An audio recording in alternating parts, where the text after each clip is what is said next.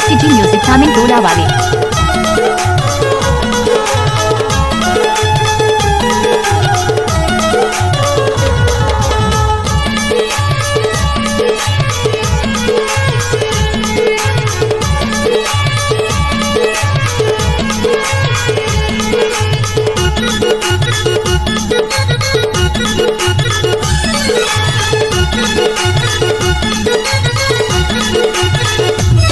आप सुन रहे हैं मुकेश वालसे का मिक्स किया हुआ गाना। कैसे बताओ गरीब की जीना ये मोर बाई कैसे बताओ गरीब की जीना दूसरे घर जाए जाए बन्नी गाड़ियाँ कैसे बताओ गरीब की जीना ये मोर दवा कैसे बताओ गरीब की जीना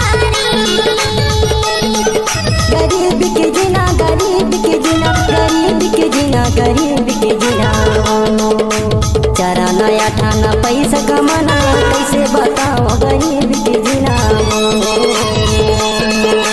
ये मोर भैया कैसे बताओ गरीब की जीना डीजे मुकेश वाले।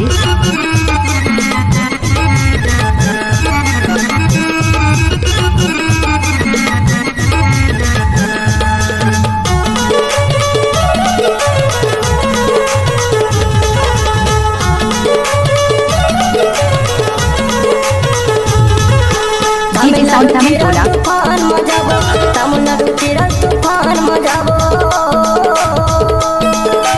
राम सिंह भैया फोन लगाबो गरीब के जिनारे मंगलिया दाना फोन लगाबो गरीब के जिनारे चराना या ठाना पैसा कमाना काला बताओ गरीब के जिनारो ये दे मोर भैया काला बताओ गरीब के जिनारे नाम तो सुना ही होगा लेकिन मुकेश वालसे थामिल टोला वाले।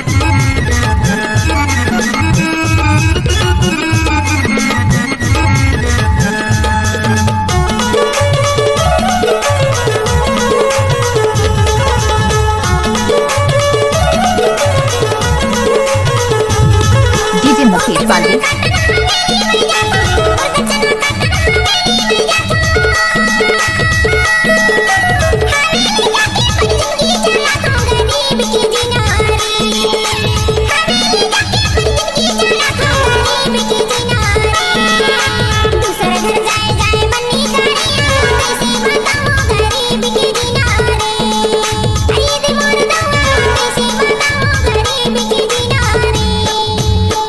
गुलाब का सुगंध लीजिए मिक्स किया है मुकेश वाले ने गाना का मजा लीजिए।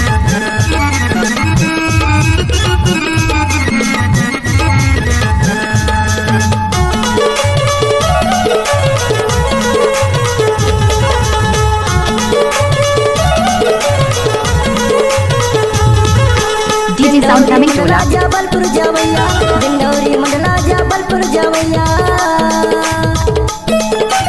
एक रुपया ला मैं बचिया गरीब के जिना एक रुपया ला मैं बचिया गरीब के जिना दूसरे घर जाए जाए बन्नी गाड़ियाँ कैसे बताओ गरीब की जीना ये मोर दवा कैसे बताओ गरीब की जीना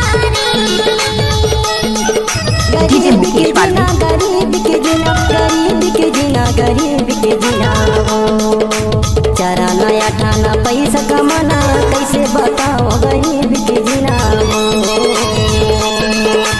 ये मोर भैया कैसे बताओ गरीब के जिना ये मोर भैया कैसे बताओ गरीब के जिना डीजे साउंड थामिल टोला।